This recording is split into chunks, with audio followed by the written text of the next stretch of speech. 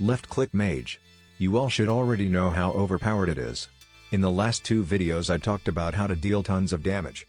But you have one problem as a left-click Mage. It is pretty hard to tank anything, especially in Master Mode where you want to be a left-click Mage. In this video I will tell you how to tank better as a Mage and deal even more damage as well. Before the video starts, I just want to say that a Giant's Sword is better than a Hyperion. In the last video I said that it could be better, but I watched some more videos about it and it is 100% better than the Hyperion. I still don't have a Giant's Sword to swap because it is by far too expensive at the moment. And also my edible mace still has withered on it. I am sorry. Also make sure to like and subscribe if you enjoy the videos. Only 1% of the people watching are actually subscribed. And no, this isn't a fake screenshot. This is real. We are close to the 100 subscribers and it would really mean a ton to me. This will probably the last left-click Mage video on this channel until they change something to it. But now let's start with the video. The Master Mode monsters are strong. As a Mage you don't really have much effective health. Literally every class in Dungeons has more effective health than a Mage. But there is a way to improve your effective health. And get them up to a few million. You might think now that you can't deal any damage if you switch to that armor set. But you can. You can deal even more damage than before. You all probably know about the Golder armor. It's the armor you can craft by surrounding a wither piece with 8 jolly pink rocks. This armor doesn't get much intelligence or strength, it gives you tons of health and defense. The best helmet for this set isn't the Golder helmet as you might think it is. It is the Reaper mask. But why? The Reaper mask requires Zombie Slayer tier 7 to craft and use. But look at its perk. It doubles all regeneration effects. This is super overpowered. And as you might see as well, you can even dungeonize it so it actually gives some decent stats as well. Since you want the tankiest set in the game, you also need a legendary blue whale pet. This pet adds you some health as a base stat. But there are two perks as well. The bulk perk, which converts your health into defense without actually losing health.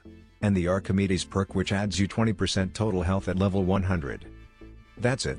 You now have the tankiest setup in the game. You might think now how you can deal any damage in this set. Do you know about the Ren Enchantment for the bow? It adds a left-click ability out the bow which allows you to rip out all the arrows you shot to an enemy. Every arrow deals 25% of the last critical hit. Putting this enchantment on a Venom's Touch is pretty broken. The Venom's Touch allows you to shoot 5 arrows, so if all arrows you shoot hit an enemy you would deal 125% of your last critical hit to this enemy. So what you are doing is do a critical hit by swapping from your main weapon to your edible mace in your left-click Mage setup. Then swap to the tank armor, shoot the arrows and left-click with the bow when they hit the enemy. But be careful. Don't deal critical hits with your bow because then Ren would deal the damage your bow dealt in the last hit. The only disadvantage you have is the bow cooldown and the range.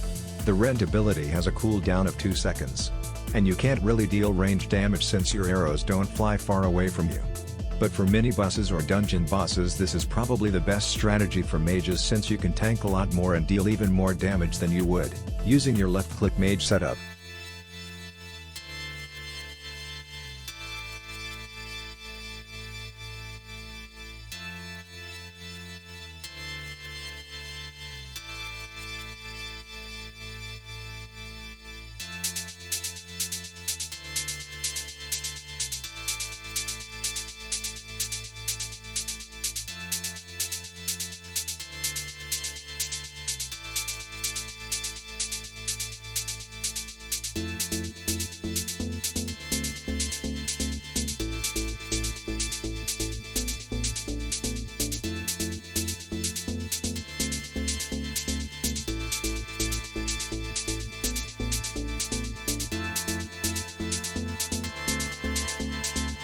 That's it for today's video. I really hope you enjoyed. If so, make sure to like and subscribe because we are very close to the 100 subscribers. Also comment any video ideas if you got some because I almost ran out of ideas. Bye.